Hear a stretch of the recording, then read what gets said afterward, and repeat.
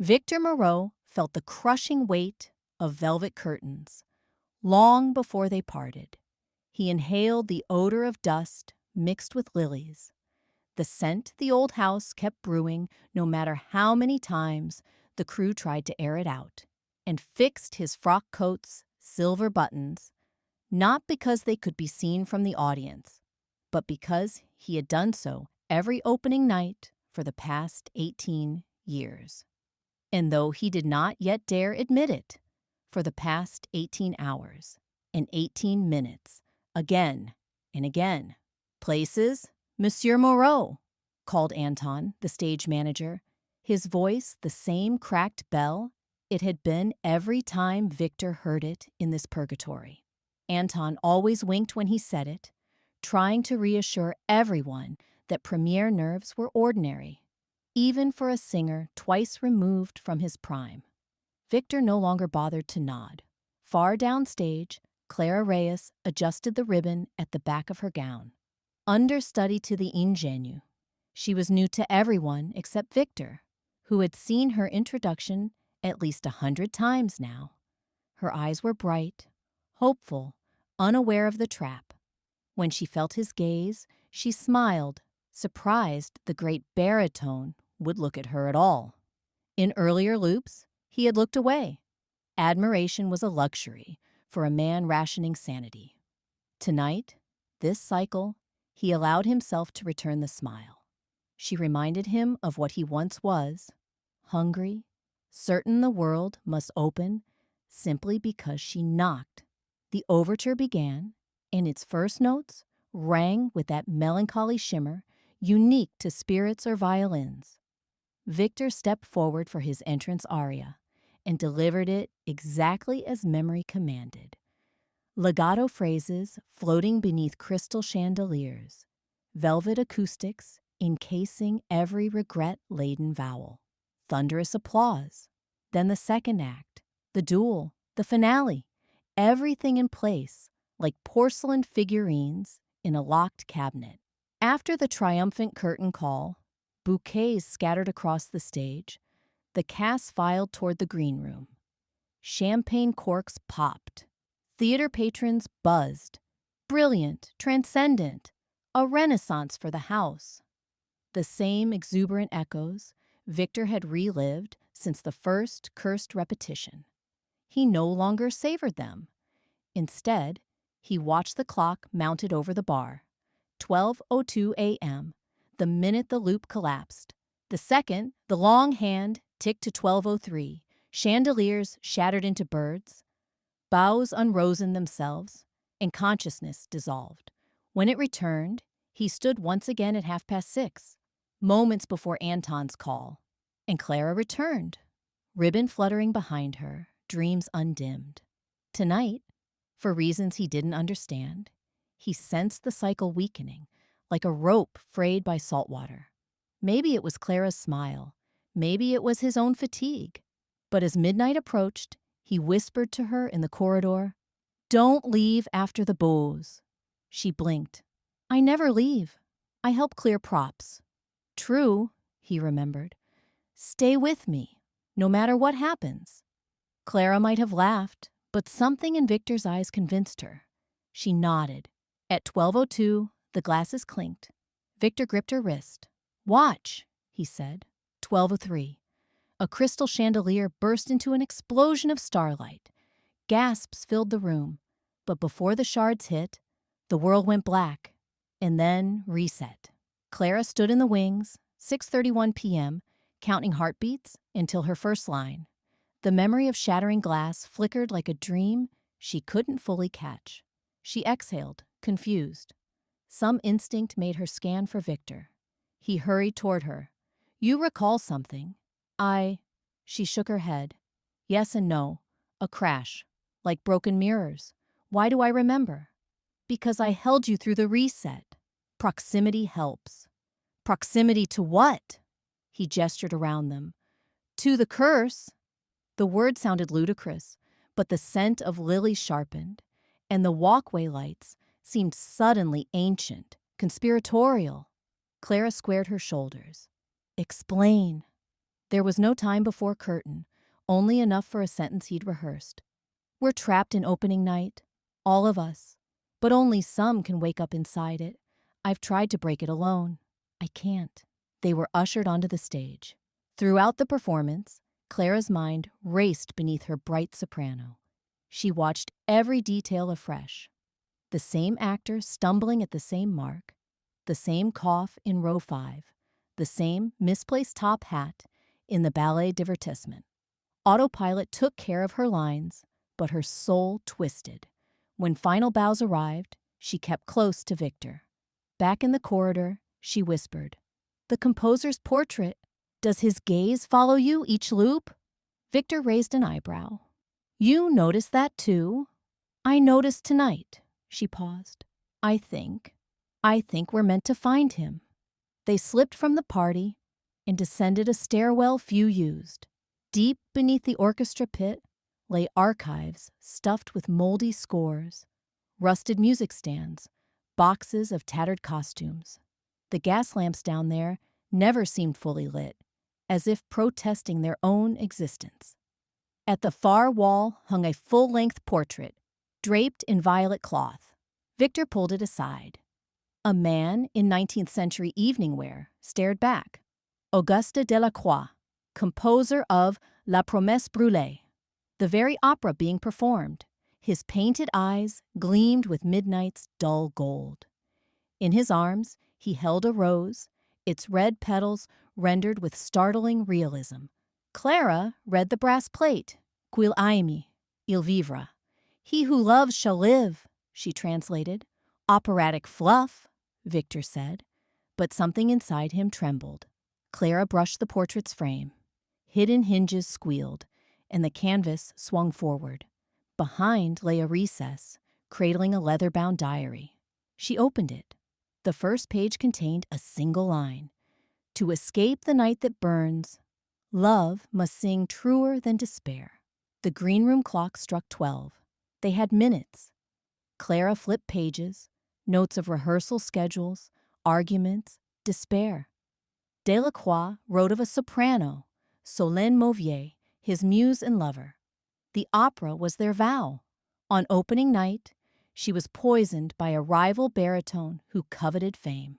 Solène died in Auguste's arms minutes before curtain, yet the curtain still rose. Tickets were sold, investors present. Auguste conducted with tears on his cheeks, the understudy singing. The audience, ignorant, lauded the triumph. Delacroix, maddened, cursed the house. May it never outlive the night that murdered love. Clara's hands shook. The baritone, the murderer, he's still performing every loop? Victor swallowed.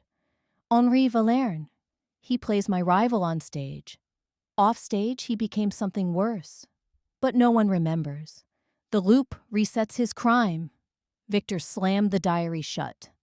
The curse says, love must sing truer than despair. Probably metaphor. We've tried grand gestures.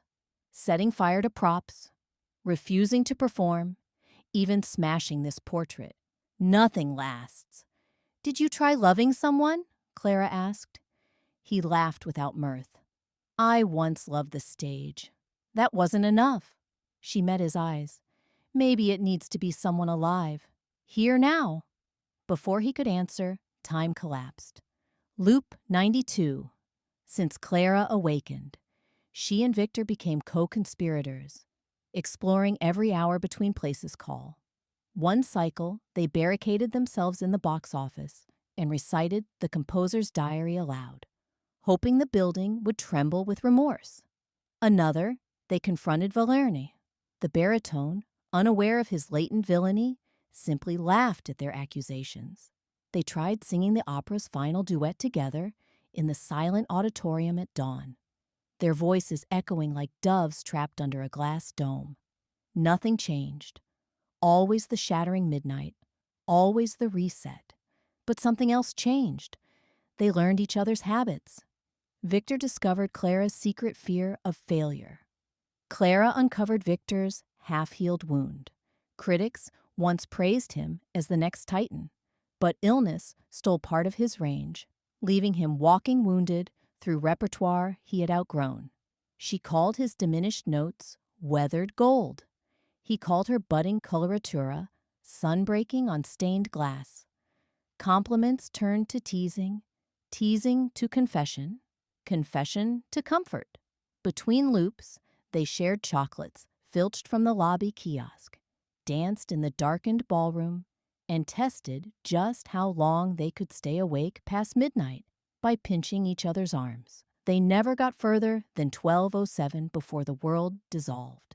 Yet those stolen 7 minutes felt like stolen lifetimes.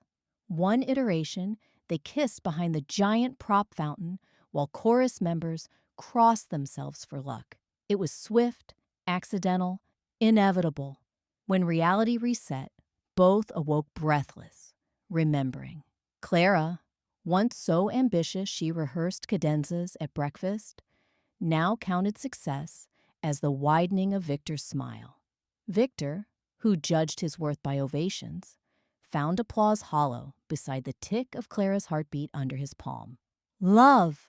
They had stumbled into it, and still the curse held. If true love is the key, Clara reasoned, perched atop the grand piano lid like a restless sparrow, why hasn't it worked? Victor paced. Define true. Maybe we haven't proven it. Maybe love must be public, sacrificial. Clara hopped down. Auguste's love for Solène ended in tragedy witnessed by no one. He demanded the house feel that grief. Perhaps we must make the house witness our love. How? Mid-performance, she swallowed. Rewrite the story. Impossible. The conductor, the cast, reset, remember?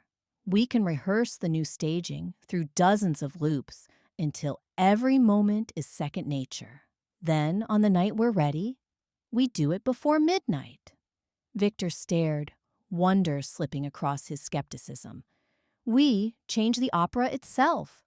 Delacroix cursed the place because art failed him. Let art redeem him. He extended his hand. Then let's begin loop 153. They spent 20 cycles crafting a cadenza for Clara and an orchestral modulation for Victor's aria, so the two wove together, duet inside a duel. They recruited discreet allies, Anton, convinced after repeated déjà vu, the concertmaster, who remembered a new scar each reset, and a timid costume assistant, Lisette, who believed anything Clara told her, so long as it involved sequins. They taught the chorus fresh blocking, slipped mimeographed pages onto music stands. Every loop they improved. When someone forgot, reset, there was another chance. Errors melted away like chalk in rainwater until the performance shone. Valerne, however, remained a fixed point. He never remembered. Worse, his old envy toward Victor lingered in micro-expressions. A glance too long, applause withheld. Clara feared history might repeat if Valerne sensed the opera changing. To distract him, she flattered him, praising his legato so earnestly he dominated mirrors rather than investigate conspiracies. At last, loop 154. Victor fastened Clara's ribbon himself. Tonight, tonight, she echoed. Curtain rose. Act 1, unchanged. Act 2 halfway. The moment Delacroix's original score turned to tragedy. The chorus parted.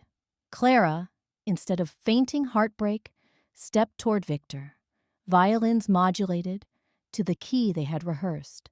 A murmur rippled through the pit, musicians executing notes their conscious minds had never seen, guided by muscle memory imprinted through dozens of unseen nights.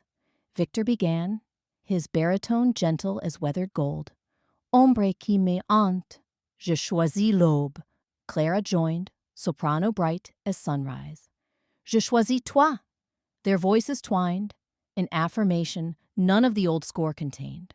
The house gasped. Valerne, offside, froze. This was not the opera he knew. Anger flared. He advanced, dagger prop in hand, but Lisette triggered the winch.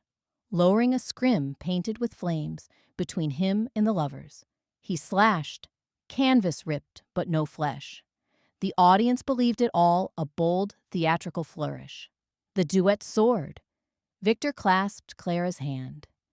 In place of Solène's death scene, they pledged life. When their final conjoined note resonated, the chandeliers glimmered, not just above, but within crystal hearts everywhere. A hush swallowed the auditorium, deeper than applause. For an eternal second, nothing shattered. Midnight struck. 12:01, 12:02, 12:03. Glass held. Champagne flowed, but did not freeze into repeating bubbles. The clock advanced. Victor exhaled a sob. "We did it!" Clara laughed, tears waltzing down her cheeks. "Look, the lilies smell like lilies, not regret." Anton burst through the wings. "Mon Dieu, what happened tonight? I've never seen anything so alive." Valerne approached, confusion and fury warring. "This isn't Delacroix's work." Victor faced him. "No," he said, voice firm yet kind. "It's Delacroix's deliverance." He extended a hand. Valerne hesitated. At last, perhaps sensing tides older than pride, he shook it. Thunderous applause summoned them to curtain call. As cast and crew bowed, the composer's portrait, still hidden in archives, underwent its own revolution. The rose freshened, petals unstiffening into lush velvet. The brass plate brightened. Qu'il aime, il vivra. He who loves shall live. After-party guests flooded the ballroom. No invisible tether pulled Victor toward despairing ritual. He and Clara snuck onto the roof, city lights flickering like scattered diamonds. "We're free," Clara whispered, tasting the words. "Free," Victor echoed, almost disbelieving. "What will you do with a future?"